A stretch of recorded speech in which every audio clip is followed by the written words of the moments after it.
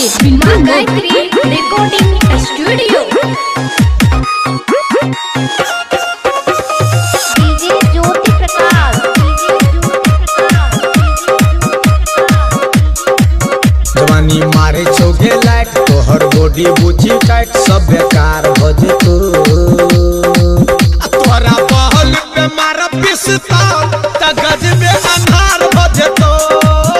तोरा बहल पे मारा पिस्तौल त गजबे अन्हार भजे तो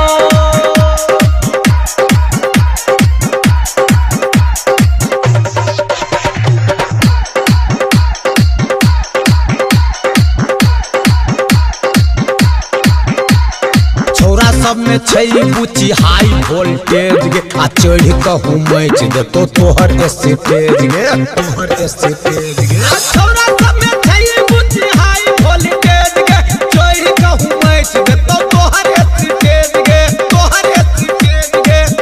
ले तो पजरा में साइड छोरा पर छे उफाट आर पार भज तू आर पार भज तू तोरा बहल पे मारो पिस्तौल त गजबे अन्हार भज तो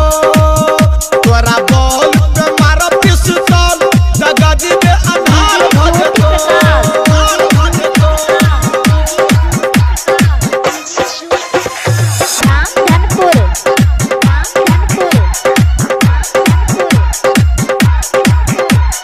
भरी रे कर तो बुची तोरा से नाच गए छोरू तो न जाम तोरा बज तो हो पाँच गे बज तो हो पाँच गे भरी रे कर तो बुची तोरा से नाच गए छोरू तो न तोरा जाम बज तो हो पाँच गे बज तो हो पाँच नेट लागे छो समान सबके तोरे पछे ध्यान आय उधार भजे तू उधार भजे तू तोरा बहल पे मारो पिस्तौल त गजबे अन्हार भजे तो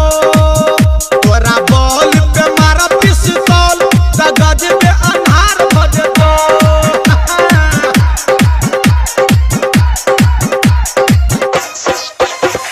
DJ Jyoti Prakash,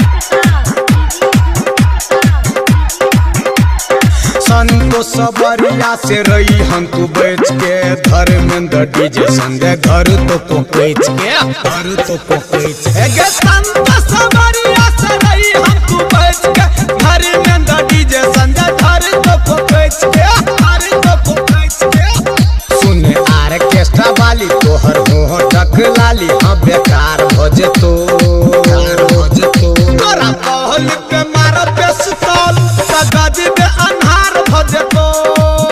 तोरा बहल पे मारो पिस्तौल त गजबे